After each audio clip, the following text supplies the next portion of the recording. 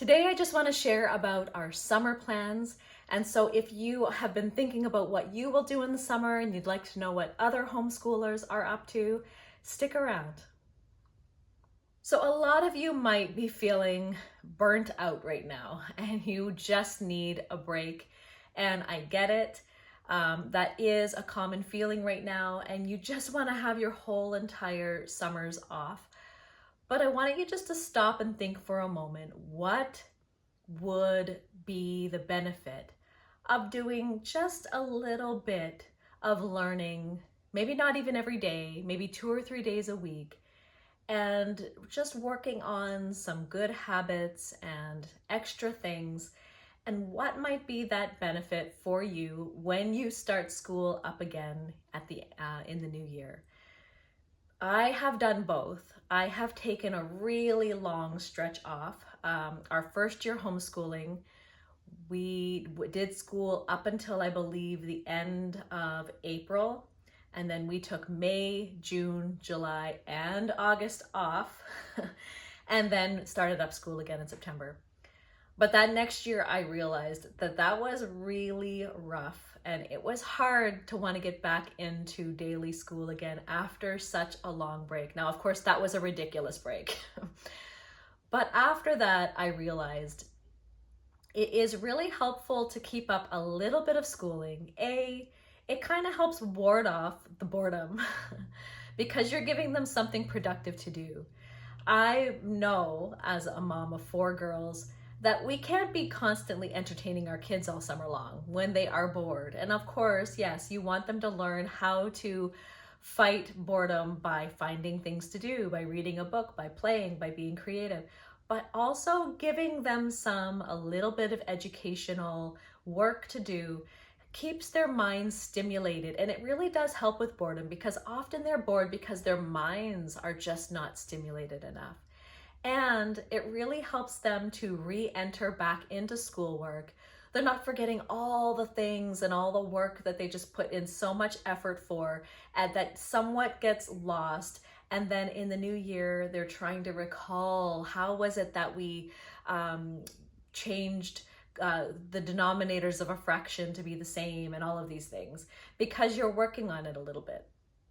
And so that is our plan. I won't ever take a complete break from school, but if we're busy, if we have, vacation, we go camping or play dates or, days out and different things, of course, if it's a beautiful day and we're just out in the yard, yes, we're not going to be forcing school. But about 2 to 3 days a week, I always try to have a little bit of schooling to do.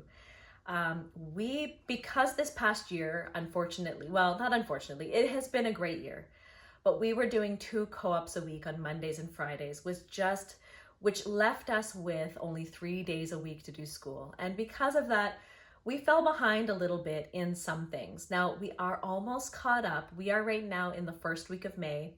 So we will actually be done most of our subjects by the end of May, but math, we won't be finished. And what we've decided is we're going to continue on with math through the summer months, not every day, probably 3 days a week, or how much more she might be willing. If she's willing to do it more, a little bit each day, even better, we'll get it done faster, so that she's ready to start the next level of math in September. So we will be doing math for both of my kids. I've bought next year's math curriculum, and when we finish this year's math, we are going to roll over into the next grade, just automatically. In some ways, we're kind of year-round homeschoolers because I don't really believe in a start and stop date for curriculum. Certain things we will take a break. Science will stop, history will stop, because it starts off in a new subject. You're not continuing on the way math does. Reading is something, especially at these early stages, that you don't want to take a big break from. You should be reading every day, even if it's just one little book, a little Bob book. You want to do a little bit of reading every day. And so reading, we will do every day. I do require my kids to read a little bit in the day, at least every single day. They may choose to do it without the requiring of it, but if they aren't reading and, they, rather than deciding to turn on the TV, we'll suggest reading is a better option. And of course, you want to spend just time outside. We'll hike, we'll continue with our nature drawing and all that, the nature journaling.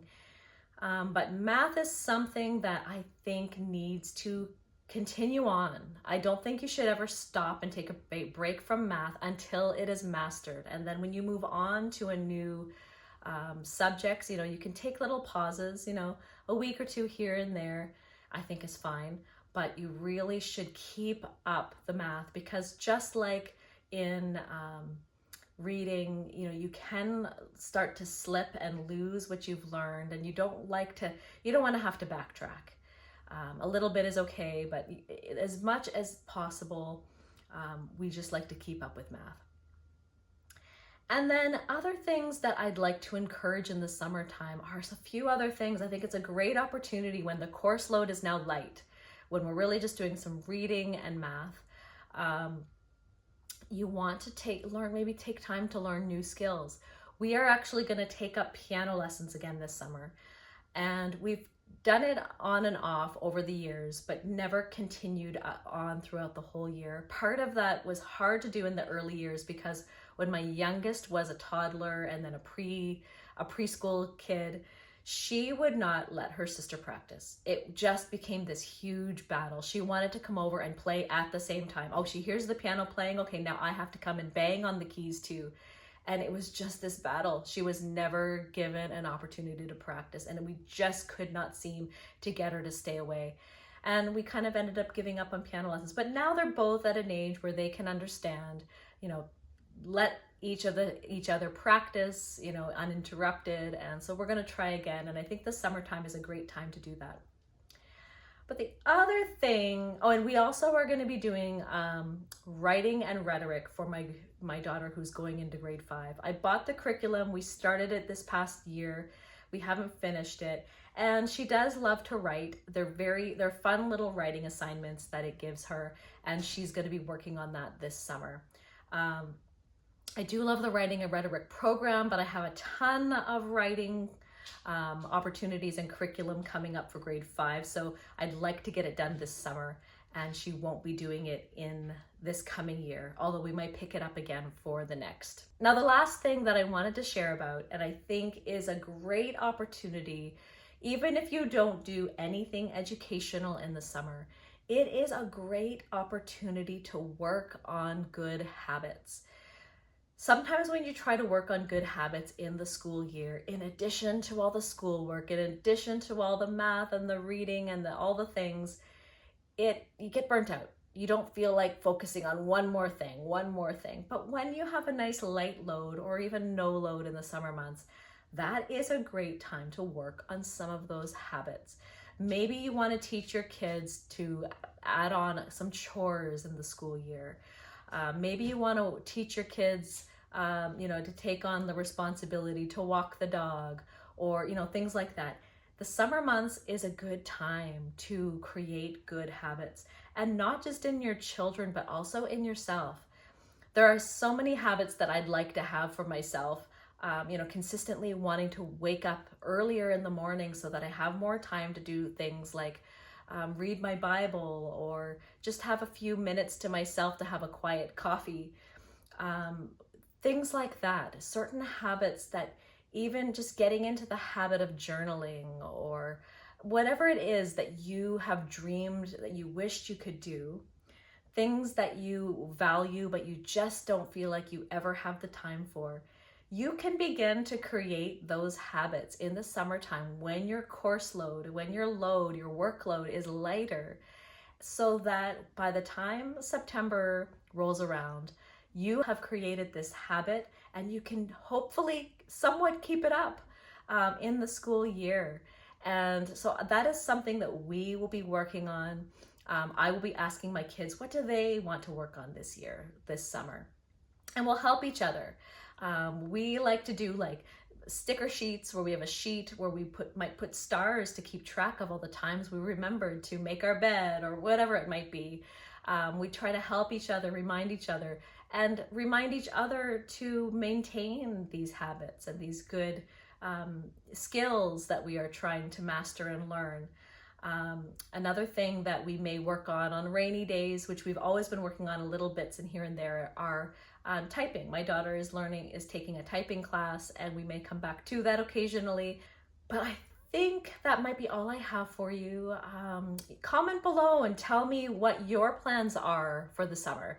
Let me know if there are any habits that I haven't mentioned or something that might be a great thing to work on in the summer months. I'd love to hear about it. I'm always interested in trying out new things or hearing other ideas, because I really get a lot of my ideas from all of you sharing with me. But I thank you so much for watching, and I'll see you in the next one. Bye.